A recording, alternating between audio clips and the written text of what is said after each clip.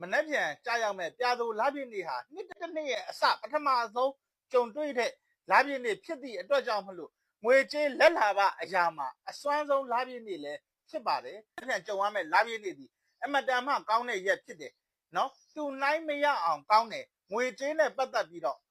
အကောင်းဆုံးလာပြည့်နေ့တစ်နေ့လည်းဖြစ်တယ်ဒီလာပြည့်နေ့ကိုကြည့်ပြီးတော့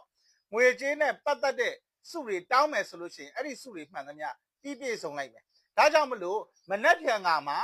အိမ်နီးနားမှာရှိတဲ့ကလေး၃ယောက်ကိုမုတ်ဝယ်ကျွေးပြီးတော့ကြိုက်တဲ့နှစ်သက်တဲ့မုတ်ကိုဝယ်ကျွေးပြီးတော့ငွေကြေးအဆင်ပြေဖို့ဆူတောင်းမယ်ဆိုလို့ရှိရင်အခုကြုံနေရတဲ့ပြီးခဲ့တဲ့နှစ်ကကြုံတွေ့ခဲ့ရတဲ့ကြုံလက်ဖြစ်တဲ့ငွေကြေးအခက်အခဲစီးပွားအခက်အခဲအားလုံးကျင်းသိပြေလည်သွားမယ့်နေ့ဖြစ်တယ်မနှက်ပြန်သည်အစွမ်းဆုံးဖြစ်တဲ့နှစ်တစ်နှစ်ရဲ့အစပထမဆုံးကြုံရတဲ့လာပြည့်ဖြစ်တာကြောင့်ကျွန်တော်မိတ်ဆွေပရိသတ်တွေအိမ်နီးနားမှာရှိတဲ့ကလေး၃ယောက်ကိုမုတ်ဝယ်ကျွေးပြအောင်ကျွေးပါလိုရာစုကိုငွေကြေးနဲ့ပတ်သက်ပြီးတော့ပြေလည်ဖို့ဆူတောင်းပါလို့ကျွန်တော်ကအကြံပြုပါတယ်အားလုံးကိုကျေးဇူးတင်ပါတယ